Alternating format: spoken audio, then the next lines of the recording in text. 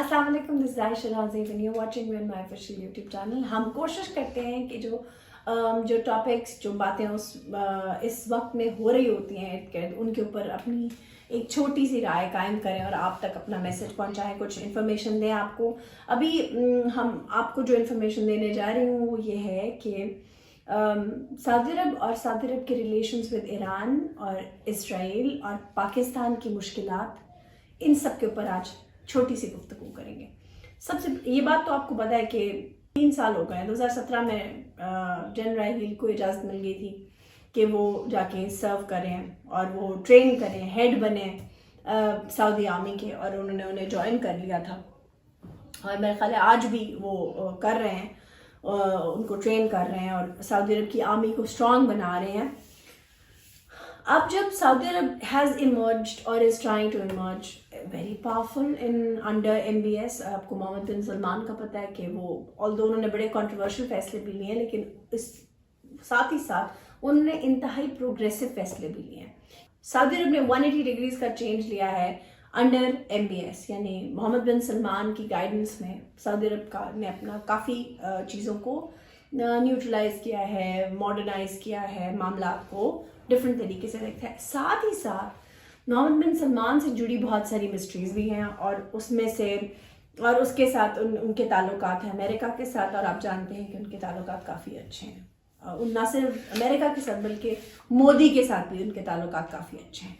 अभी आज जो हम बात करेंगे, डिटेल में जाऊंगी क्योंकि सऊदी अरब ने इंडिया दे दिया ईरान के साथ जंग करने का। अब पहले तो हम हल्की फुल्की नज़र डालेंगे दोनों की जो आर्मी के जो रिक्विजिट्स हैं, उनके जो डिपॉजिट्स हैं, उनकी कितनी स्ट्रेंथ है। आप जानते हैं ईरान पे एक अरसे से सैंक्शंस का बोझ है और उनकी इकॉनमी बहुत सफ़र करी। उसके बावजूद वो लोग जब भी मतलब उनको जैसे भी होता है वो अपना गुजारा चला भी रहे हैं और फाइट भी कर रहे हैं। बहरहाल पिछले कुछ अरसों में सऊदी अरब के जो ऑयल रिजर्व्स हैं उन पर अटैक्स भी आपको पता है कांस्टेंट हो गए हैं, और सऊदी अरब का इशारा देना कि ये ईरान की ही कारस्तानी है और किसी का आगे से ना तो एक्सेप्ट करना ना रिजेक्ट करना, इस चीज़ को मज़ीद क्वेश्चनेबल बना देता है। अब if we look at the situation in totality, Saudi अरब ने हमेशा पाकिस्तान का साथ दिया और पाकिस्तान ने भी हमेशा सऊदी अरब का साथ दिया है, लेकिन in terms when it comes to Iran, यहाँ पर आकर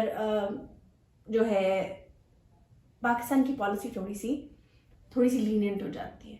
यानी यहाँ पर हम कहते तो हैं कि एक मुतवाज़न होना चाहिए, हम एक न्यूट्रल पॉलिसी लेकर चलें, लेकिन सऊदी अरब हमसे ये चाहता है, स्पेसिफिकली मोहम्मद बिन सलमान हमसे ये चाहते हैं कि हम एक बड़ी स्ट्रिक्ट पॉलिसी लेकर आए। हम ये कहें कि हाँ, जहाँ सऊदी अरब खड़ा है हम वहाँ पर उसके साथ खड़े हैं, जैसे कि हम कहते हैं, हम करते भी हैं। लेकिन अगर माजी में देखें तो जब ये OIC की बात हुई और उस पर पाकिस्तान ने शिरकत करनी थी, प्राइम मिनिस्टर साहब ने जाना था, लेकिन क्योंकि MBS did not approve of it तो पाकिस्तान ने शिरकत नहीं की थी। आपको याद है, पोलाइटली हमने माजरत कर ली थी, खामोशी से।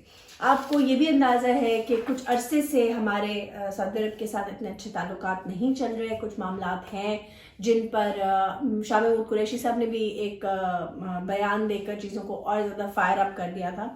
अब जिस चीज़ का अभी कुछ अर्सा पहले आपने प्राइम मिनिस्टर साहब की स्पीच सुनी जिसमें उन्होंने कहा कि मुझ पर बड़ा प्रेशर है इसराइल को एक्सेप्ट करने का, इसमें कोई झूठी बात नहीं है। और अभी रिसेंटली हालांकि सऊदी मीडिया और इसराइली मीडिया इस चीज़ को डिनाई कर रहे हैं, लेकिन एक अंदर की बात यह है जो कि अब एक इट्स एन ओपन ट्रूथ कि MBS की मुलाकात खामोशी से इसराइली प्रेसिडेंट के साथ हुई, नेतन्याहू के साथ हुई है, और उनके साथ एक तवील मुलाकात हुई है।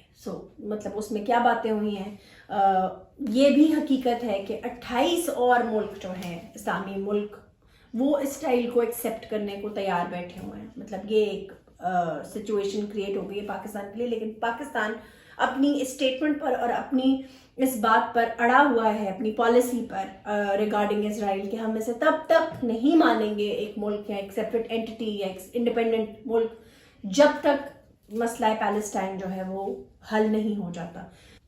इसी तरह मतलब मैं आई कैन frankly vouch कि Pakistan is one of those countries which has actually denounced Israel to be a country। यानी इसराइल को हम एक हमारे उसमें लिखा हुआ है, आप آپ پاکستانی ہیں تو آپ اسرائیل نہیں جا سکتے, اور آپ مطلب اپنے گرین پاسپورٹ پہ you can not go to Israel. And then secondly ہم اسرائیل کو ایک ملک نہیں مانتے. سو دا تھنگ از کہ اب اگر ہم ان چیزوں کو دیکھیں کہ کیسے پریشر بلڈ اپ ہو رہا ہے پرائم منسٹر پر, عمران خان پر, اور ہمارے چیف آف آرمی اسٹاف پر کہ وہ اسرائیل کو ایکسیپٹ کریں اور جہاں سعودی عرب کہتا ہے اس کے ساتھ وہاں کھڑے ہو جائیں. اب اگر اس چیز کو ایسے دیکھا جائے کہ ٹرکی کو بھی اتنا پسند نہیں کیا جاتا ہے سعودی عرب کی طرف سے, یا لیٹس پٹ اٹ دس وے محمد بن سلمان کی طرف سے, تو ٹرکی بھی ایک بون آف کنٹینٹمنٹ ہے. ساتھ ہی ساتھ اب آپ کو پتہ ہے ایران کی طرف بھی معاملات بہت گرم ہو گئے ہیں, لوگوں میں کمپیریزن شروع ہو گئے جی دونوں کی آرمیز میں, فضائیہ میں ان کی اتنی آرمی ہے, ان کے اتنے سولجرز ہیں, ان کے اتنے مسلز ہیں. اگر ہم ان پہ ایک چھوٹی سی نظر ڈالیں تو سعودی عرب کے پاس 2,30,000 کی آرمی ہے, جبکہ ایران کے پاس 8,73,000 کی آرمی ہے. اگر ٹینکس میں دیکھا جائے تو سعودی عرب کے پاس جدید ٹینکس ہیں, اس میں F-15CD, F-15 strike, euro fighters ہیں جنگی ان کے پاس, جبکہ جو ایران کے پاس پرانے ٹینکس ہیں. 2018 میں انہوں نے کرار نام کے ٹینکس ضرور انٹروڈیوس کیے تھے, جس میں مانا جا رہا تھا کہ شاید رشین ٹیکنالوجی ہے, لیکن T-90 ٹیکنالوجی, لیکن وہ ایران نے ڈینائی کر دیا تھا کہ ایسا کچھ نہیں ہے. ایران کے پاس F-5 ہے, پرانے طیارے ہیں, F-5 ہے, F-14 ہے, ٹام کیٹ طیارے ہیں. ان کے یہ جو طیارے ہیں وہ ان کمپیریزن ٹو سعودی عرب بہت ویک ہے. ہاں بیلسٹک جو میزائلز ہیں اس میں ایران نے کافی اس پہ کام بھی کیا اور اس کے اوپر کافی زیادہ پیسہ بھی لگایا ہے. اس میں ان کے پاس تقریباً 7,000 کلومیٹرز تک مار کرنے والے بیلسٹک میزائلز ہیں. ذوالفقار ہے میسلز ہیں, شہاب 3 میسلز ہیں. اس کے بعد ان کے پاس ان کی ایک الگ آرمی ہے, چھوٹی سی القدوس, جس کے قاسم سلیمانی جن کے کمانڈر بھی رہے ہیں. آن دس سائڈ اگر آپ دیکھیں تو امریکہ سے آپ پچھلے کچھ سالوں پہ نظر ڈالیں تو 2014 سے لے کے 2018 تک 4 سال میں جو سعودی عرب ہے امریکہ سے سب سے زیادہ جنگی ساز و سامان خریدنے والا سعودی عرب ہے, سب سے بڑا ملک ہے. ٹھیک ہے, اب اگر دیکھا جائے دونوں کے جو ڈیفینس بجٹس ہیں ان میں بہت فرق ہے. ایران کے ڈیفینس بجٹ میں آپ دیکھیں گے کہ وہ 12 سے 13 ارب ہے, جبکہ سعودی عرب کا جو ڈیفینس بجٹ ہے دیٹ از 49 ارب ڈالرز. ٹھیک ہے, اب آپ دیکھیں ایران کے پاس سینکشنز کی وجہ سے اتنے زیادہ اٹامک ریئیکٹرز نہیں ہیں. ان کے پاس مطلب 17 کے قریب اٹامک ریئیکٹرز اور پاور پلانٹس ہیں, جبکہ سعودی عرب نے اب جا کر اٹامک ریئیکٹرز لگانے شروع کیے ہیں کنگ عبدالعزیز سٹی میں, جو کہ تقریباً ریاض سے 1,000 کلومیٹرز دور ہے.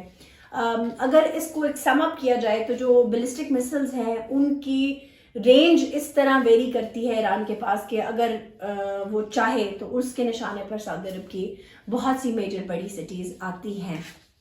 لیکن اکانومی وائز دیکھا جائے تو it is of course no comparison between both the countries because Iran is weaker in economy. ہاں اگر ان کے پاس یہ لڑنے کی طاقت ہے, وہ they are very motivated to fight. بات یہ ہے کہ اب کیونکہ سچویشن ایسی آ گئی ہے جہاں پر پاکستان کو ایک سٹانس لینا پڑے گا, یہ دیکھنا پڑے گا کہ وہ کس طرف اپنا وزن گرانے والا ہے, سعودی عرب کی طرف, یا پھر وہ اپنا ایک متوازن پالیسی لے کر چلے گا جو زیادہ دن نہیں چلنے والی. اس ساری گیم کے اندر, اس کے اندر ایک چیز ہے جو کہ اس کو سعودی عرب کو ایک بینیفٹ دیتی ہے, جو امریکہ کے ساتھ اس کے تعلقات ہیں. اب آپ جانتے ہیں کہ امریکن جو سولجرز ہیں وہ مشرق وسطیٰ میں پھیلے ہوئے ہیں. اگر آپ ان کی تعداد دیکھیں تو آلموسٹ 50 to 60,000 ایک رف اندازے کے مطابق 50 سے 60,000 امریکن سولجرز ہیں جو مشرق وسطیٰ میں پھیلے ہوئے ہیں. قریب 13,000 ہیں جو کویت میں ہیں امریکن سولجرز, 10,000 قطر میں ہیں, UAE میں 5,000 ہیں, یمن میں 10,000 ہیں, پھر بحرین میں 7,000 ہیں, اردن میں 3,000 ہیں, سعودی عرب میں 3,000 ہیں, شام میں 800 کے قریب ہیں, عراق میں 5,000 ہیں. اور اگر آپ افغانستان میں بھی 13,000 ہیں. دا تھنگ از کہ آپ اگر دیکھتے جائیں تو آپ کے پاس اگر یہ لوگ آپ کی گیم چینج کر سکتے ہیں if they are in these cities in اپنی ساتھ ہی ساتھ ان کی ملٹری اسٹیبلشمنٹس بھی ہیں, تو آپ کو یہ دیکھنا ہوگا کہ دونوں کی جو مطلب اکانومی وائز اور پاور وائز کون زیادہ اسٹرانگ ہے. ابھی تک تو ہمیں یہی لگ رہا ہے کہ تمام تر الائز کے ساتھ سعودی عرب بہت اسٹرانگ ہے. اور اگر ہم ایک پریڈکشن دیں تو آنے والے دنوں میں پرائم منسٹر عمران خان اور جنرل باجوہ کے لیے ایک بڑی مشکل گھڑی آ کے ناک کر رہی ہے، جس میں ان کو فیصلہ کرنا پڑے گا کہ انہیں سعودی عرب کے ساتھ ایران کے اگینسٹ کھڑے ہونا ہے یا ایک متوازن پالیسی کو ہی لے کر چلنا ہے جس میں وہ بڑی لینینٹ سی پالیسی ہے. جبکہ سعودی آپ کو فورس کر رہا ہے، انسسٹ کر رہا ہے کہ اب وقت ہے کہ ایک اسٹرانگ پالیسی دی جائے. دیکھتے ہیں پرائم منسٹر صاحب اس مشکل سے کیسے نکلیں گے.